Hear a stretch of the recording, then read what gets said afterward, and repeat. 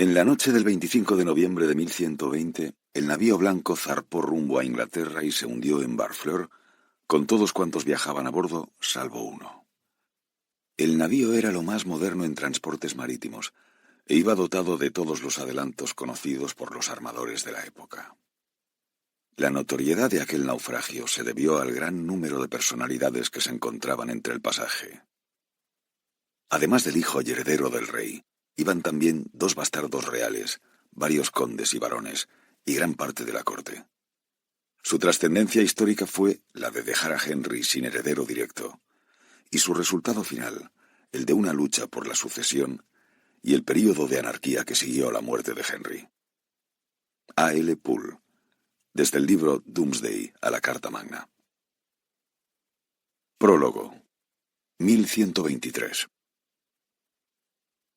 Los chiquillos llegaron temprano para el ahorcamiento.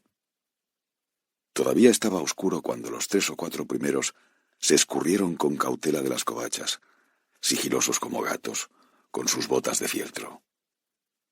El pequeño pueblo aparecía cubierto por una ligera capa de nieve reciente, como si le hubiesen dado una nueva mano de pintura, y sus huellas fueron las primeras en manchar su inmaculada superficie. Se encaminaron a través de las arracimadas chozas de madera y a lo largo de las calles de barro helado hasta la silenciosa plaza del mercado, donde esperaba la horca. Los muchachos aborrecían todo aquello que sus mayores estimaban.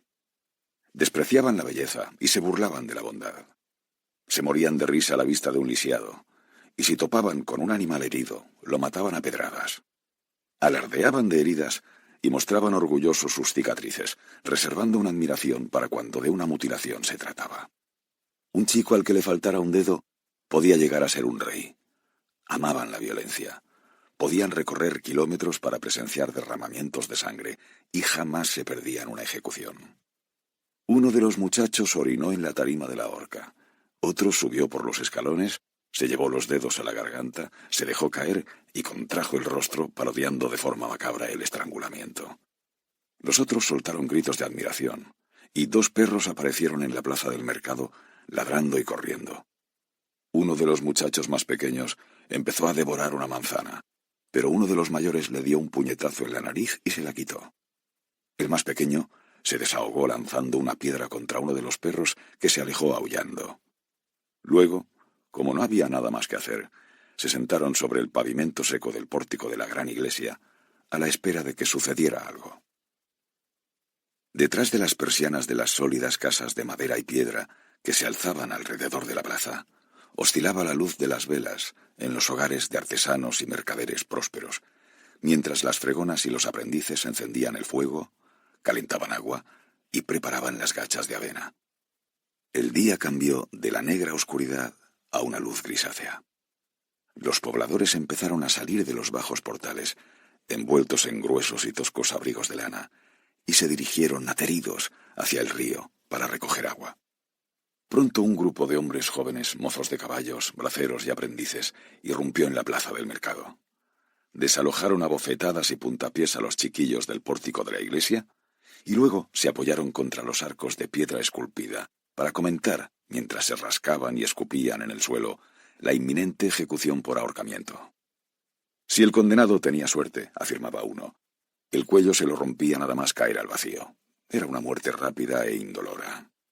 En caso contrario quedaba ahí colgado, el rostro se le ponía morado, y con la boca abierta se agitaba como un pez fuera del agua, hasta morir por estrangulamiento. Otro aseguró que morir así podía durar el tiempo que le cuesta a un hombre recorrer 1 kilómetro. Y un tercero dijo que aún podía ser peor. Él había presenciado un ahorcamiento en que antes de morir al condenado se le había alargado el cuello casi 30 centímetros. Las ancianas formaban un grupo en el lado opuesto del mercado, lo más lejos posible de los jóvenes, que eran capaces de hacer comentarios soeces acerca de sus abuelas. Las ancianas siempre se levantaban temprano, aunque ya no tuvieran bebés ni niños de quienes ocuparse, y eran las primeras en encender el fuego y en barrer el hogar. Su líder reconocida, la fornida viuda Brewster, se unió a ellas haciendo rodar un barril de cerveza con la misma facilidad con que un niño hace rodar un aro. Antes de que diera tiempo a quitar la tapa, se congregó un pequeño grupo de clientes que esperaban con sus jarras. El alguacil del sheriff abrió la puerta principal para dar paso a los campesinos que vivían en los alrededores y junto a las murallas. Algunos llevaban huevos, leche y mantequilla fresca para vender.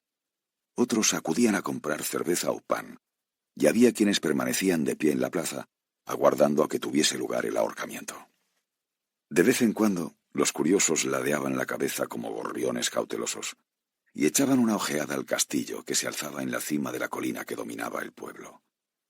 Veían ascender de forma constante el humo de la cocina y el ocasional destello de una antorcha detrás de las ventanas estrechas como flechas de la despensa de piedra. Y de repente, aproximadamente en el momento en el que el sol apareció por detrás de las densas nubes grises, se abrieron las pesadas puertas de madera y salió un pequeño grupo. El sheriff montaba un hermoso corcel negro, seguido de un carro tirado por bueyes, en el que iba el prisionero maniatado. Detrás del carro cabalgaban 3 hombres, y aunque a aquella distancia no podían distinguirse sus rostros, su indumentaria delataba que se trataba de un caballero, un sacerdote y un monje. 2 hombres de armas cerraban la comitiva. Todos ellos habían estado ante el tribunal del condado que el día anterior se había reunido en la nave de la iglesia. El sacerdote había pillado al ladrón con las manos en la masa. El monje había identificado el cáliz de plata como perteneciente al monasterio. El caballero era el señor del ladrón y lo había identificado como fugitivo, y el sheriff lo había condenado a muerte. Mientras descendían lentamente por la ladera de la colina, el resto del pueblo se había agolpado alrededor de la horca. Entre los últimos en llegar se encontraban los ciudadanos más destacados: el carnicero, el panadero, 2 curtidores, 2 herreros, el cuchillero y el saetero, todos ellos con sus esposas. La multitud parecía mostrar un talante extraño. Habitualmente disfrutaban con los ahorcamientos. Por lo general, el preso era un ladrón, y ellos aborrecían a los ladrones, como todos quienes han luchado de firme para conseguir lo que tienen. Pero aquel ladrón era diferente. Nadie conocía su identidad, ni de dónde había llegado. No les había robado a ellos sino a un monasterio que se encontraba a 30 kilómetros de distancia, y había intentado llevarse un cáliz incrustado de piedras preciosas, algo de un valor tan grande que habría sido prácticamente imposible venderlo, pues no era como vender un jamón, un cuchillo nuevo o un buen cinturón cuya pérdida habría podido perjudicar a alguien. No podían odiar a un hombre por un delito tan insensato. Se escucharon algunos insultos y silbidos al entrar el preso en la plaza, pero incluso estos carecían de entusiasmo, y solo los chiquillos se burlaron de él de forma encarnizada. La mayor parte de la gente del pueblo no había presenciado el juicio, ya que estos no se celebraban en días de fiesta y todos tenían que ganarse la vida, de manera que aquella era la primera vez que veían al ladrón. Era realmente joven, entre los 20 y los 30 años, de estatura y constitución normales, pero tenía un aspecto extraño. Su tez era blanca como la nieve en los tejados. Tenía los ojos ligeramente saltones, de un verde asombrosamente brillante, y el pelo color zanahoria. A las muchachas les pareció feo.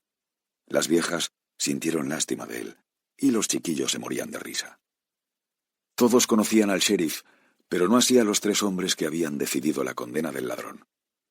El caballero, gordo y rubio, era sin duda una persona de cierta importancia, pues montaba un caballo de batalla, un animal enorme que debía de costar lo que un carpintero ganaba en 10 años. El monje, mucho más viejo, rondaba la 50. Era un hombre alto y delgado, e iba inclinado sobre la montura como si la vida fuera para él una carga insoportable. El sacerdote era realmente impresionante. Un hombre joven de nariz afilada, cabello negro y lacio, vestido de negro, y a lomos de un semental castaño. Tenía la mirada vivaz y alerta, como la de un gato negro capaz de olisquear un nido de ratones. Un chiquillo escupió al prisionero con tan buena puntería que le dio entre los ojos. El preso masculló una maldición y se lanzó hacia el que le había escupido, pero se vio inmovilizado por las cuerdas que lo sujetaban a los lados del carro. El incidente habría carecido de importancia de no haber sido porque las palabras que pronunció eran en francés normando, la lengua de los señores. ¿Era de alto linaje? ¿O simplemente se encontraba muy lejos de casa? Nadie lo sabía. El carro se detuvo delante de la horca. El alguacil del sheriff subió hasta la plataforma del carro con el dogal en la mano. El prisionero comenzó a forcejear. Los chiquillos lanzaron vítores, se habrían sentido amargamente decepcionados si el prisionero hubiera permanecido tranquilo.